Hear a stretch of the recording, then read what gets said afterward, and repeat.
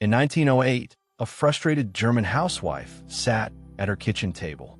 Her coffee was bitter, gritty, undrinkable. So she did something that nobody would have called genius at the time. She punched holes in a brass pot, tore a piece of paper from her son's school notebook, and poured hot water through it. It worked. That accidental moment, born from pure frustration at a kitchen table in Germany, quietly changed the way billions of people start their mornings. Forever. But her story is only one chapter, in a much, much longer one. Every morning across the world, billions of people wake up and perform the same ritual. Water, heat, pressure, and within minutes, clarity, focus, the feeling that the day can actually begin.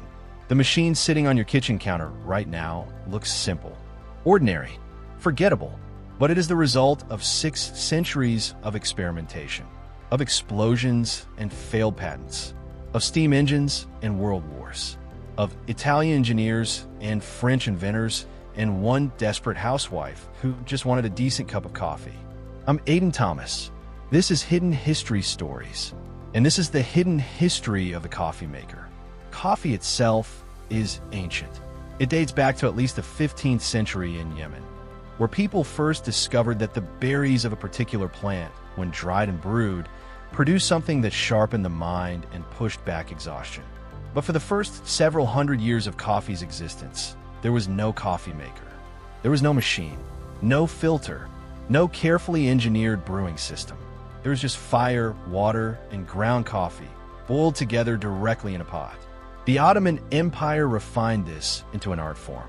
A small, long-handled pot called a sezv, pronounced jezve, became the instrument of choice across the Middle East and North Africa.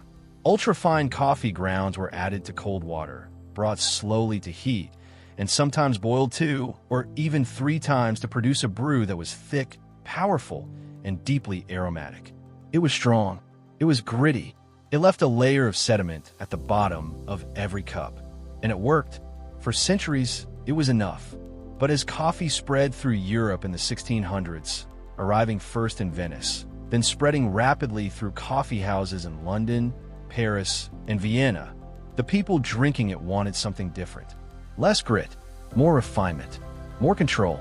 The machine age was coming, and it was about to transform coffee completely. The first real breakthrough came from France.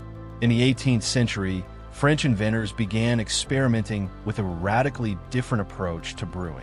Instead of boiling coffee grounds directly in water, what if hot water was allowed to slowly drip through the grounds, capturing the flavor without the sediment? The result was the drip pot. And one of its earliest and most successful forms was a device called the Big and Pot, named after its inventor, which held coffee grounds in a cloth or metal container while hot water passed through from above. It was a genuine improvement. The bitterness reduced. The ground stayed out of the cup. The flavor was cleaner and more controlled than anything that had come before. But it was far from perfect. Cloth filters absorbed flavor and spoiled quickly if not meticulously cleaned. Metal filters altered the taste of the coffee in ways that purists found unacceptable. And the temperature of the water, the speed of the drip, the coarseness of the grind, all of these variables were impossible to control consistently. Coffee was getting better, but the perfect cup was still out of reach. Then the 1800s arrived, and with them, steam power.